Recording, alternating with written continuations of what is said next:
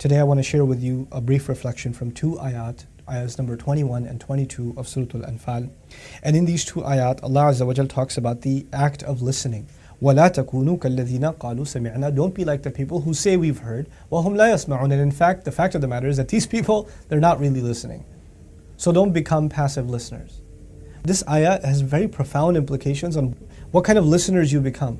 You know, right now we get exposed to so much media, right? So you're listening to something and you're watching something at the same time and you're listening to your parents talk or whatever, and we're taking in multiple things and we're not really paying attention to any one thing. We have to become people that when we hear something, we give it full attention.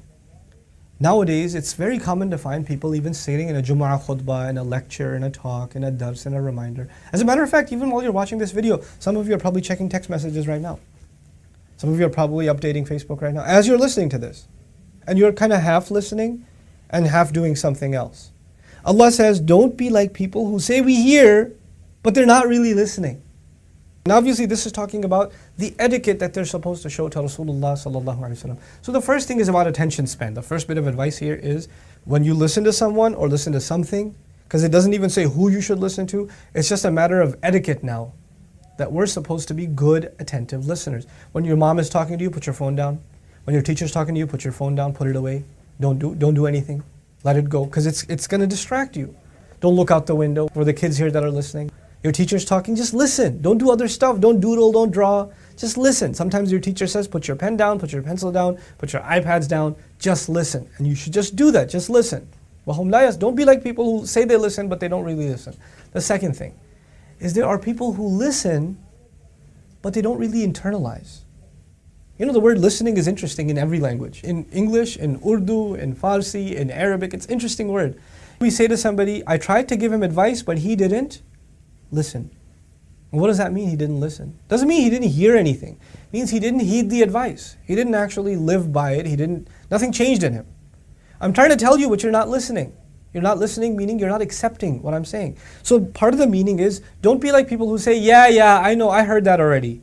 I already got that advice. But the fact of the matter is, you're not taking heed. You're not actually considering the advice realistically for yourself. You're just brushing it off. It's just kind of a ceremonial thing that you just listen, nothing really changes. Isn't that what the case is for many of us that even go to Khutbatul Jumu'ah? We go and we listen to the khatib and he gives us some advice and we don't really listen. It's not really something we're going to put into practice. Your guidance counselor gives you advice and you listen. Your accountant gives you advice and you listen. Your doctor gives you advice and pretty much most of the time you listen. The police officer tells you to do something and you listen. When Allah tells you, your parents tell you, an imam tells you, the Quran tells you, you listen but you don't really listen. Don't be like those people.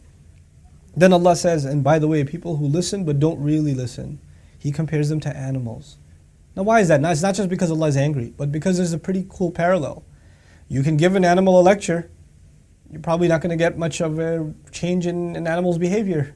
So if Allah is saying if you hear something beneficial and there's no change in your behavior, the experience of giving you advice is pretty much the same as the experience of giving a monkey advice or giving a cat advice. It's not really going to change in its behavior. So in the next ayah he says, إِنَّ شَرَّ الدَّوَابِ عِنْدَ اللَّهِ. The worst kind of animals, as far as Allah is concerned, الصُّمَّ الْبُكُمْ.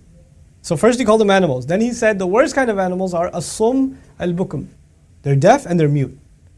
As-sum al-bukum. فَهُمْ لَا يَعْقِلُونَ. They're not going to be able to think. Now why did he mention that they're mute, they can't speak? When you don't listen properly, you're not able to communicate your thoughts properly. What you didn't hear properly, you're not able to say properly.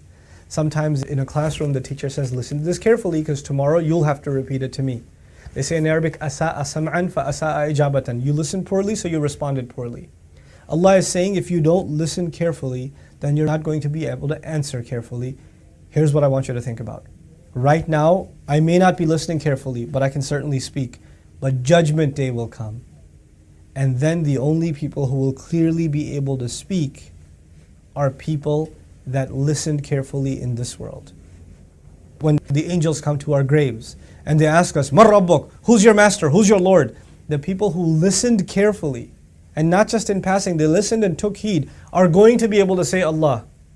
The people who didn't take this seriously, even though they were Muslims, the angels will ask, "Who's your master?" they're not going to be able to speak. Allah says the worst kind of animals are the ones who can't speak. فَهُمْ لَا يَعْقِلُونَ. They don't even realize, they don't even think about what they're doing.